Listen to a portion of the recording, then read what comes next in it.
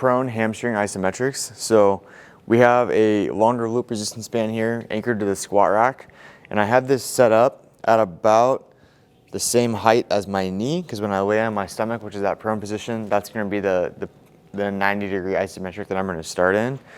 And the reason we're doing this prone is we typically do one seated, one prone. The hamstring is a 2-joint muscle, crosses my hip joint, crosses my knee joint. So if I'm in a seated position, it's going to wrap the hamstring at that hip joint. If I'm in a prone position, it's going to kind of put my hip into an extended position, which means my hamstrings are going to be shortened, and we get a little bit more specific down at the knee. So we like to do both of those. The duration of the hold is going to be different for everybody. Staying away from symptoms is going to be different for everybody. So some people are going to go as hard as possible for a short time. Some people are going to go like a lower intensity, longer duration hold. Some people are going to push into pain, some people are not. So just pay attention to your notes. That should be all played out for you.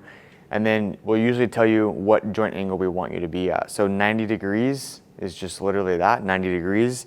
And our reference point is our upper thigh to our lower thigh. So that's that 90-degree angle.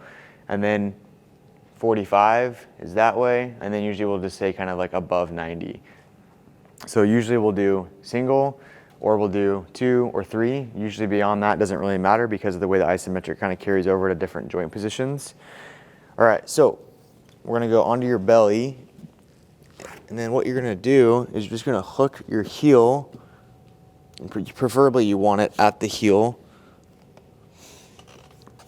And then I'm trying to get close to that 90-degree position.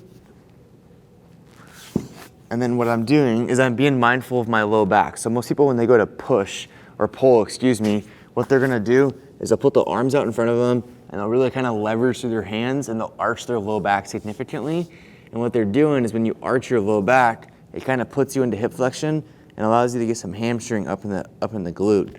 So you wanna push your hips into the floor and think about tucking your hips under you so you can really isolate the hamstring down at the knee joint. And then you want to be mindful of where your foot's at relative to your knee. So if my foot is rotating in toward midline, I'm going to recruit or kind of like get the lateral hamstring. And if I go the opposite way, I'm going to get more of the medial hamstring. So I want my heel to be perfectly in line with my hip. So that way I'm getting my hamstring kind of loaded symmetrically. And then sometimes people have a hard time keeping this guy on their actual ankle.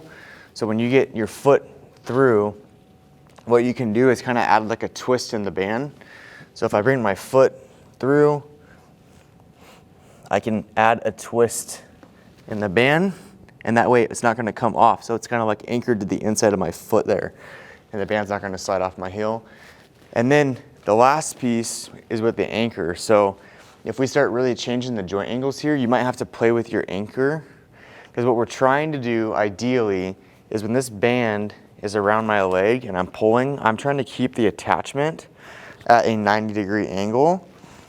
So if I'm changing my knee angle to hit those different positions, I'm gonna have to either raise the band or lower the band to try to keep the band at a 90-degree angle. So if that's confusing, reach out, ask questions.